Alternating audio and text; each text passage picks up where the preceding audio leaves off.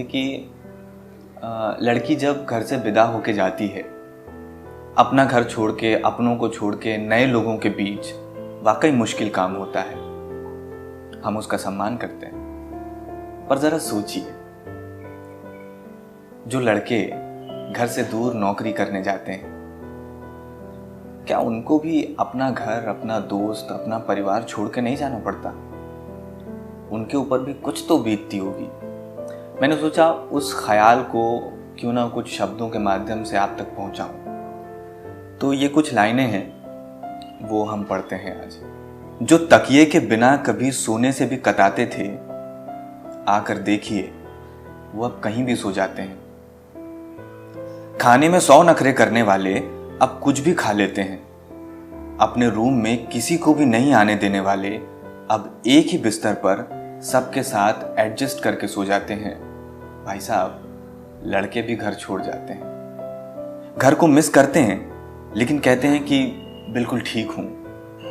100 ख्वाहिशें रखने वाले अब कहते हैं कि नहीं, कुछ नहीं चाहिए।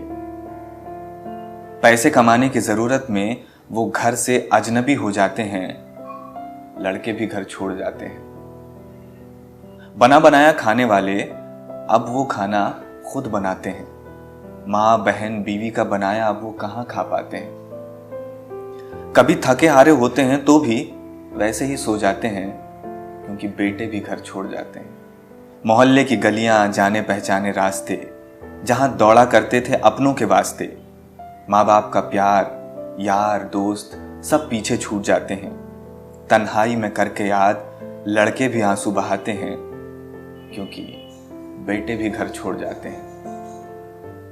नई नवेली दुल्हन, जान से प्यारे भाई बहन, छोटे छोटे बच्चे, चाचा चाची, ताऊ ताई, सब कुछ छुड़ा देती है साहब ये रोटी और ये कमाई।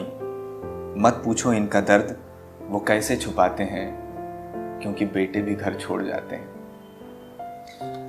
आज की ये कविता उन सारे बेटों के लिए, उन सारे लोगों के लिए जो नौकरी करने घर से बाहर निकले हैं, जिनके कंधे पर 100 जिम्मेदारियां हैं, जिनको बहुत कुछ झेलना भी पड़ता है, लेकिन चूंकि हमारे समाज में एक डायलॉग प्रचलित है कि मर्द को दर्द नहीं होता, लेकिन ये फिल्मों में ठीक लगता है।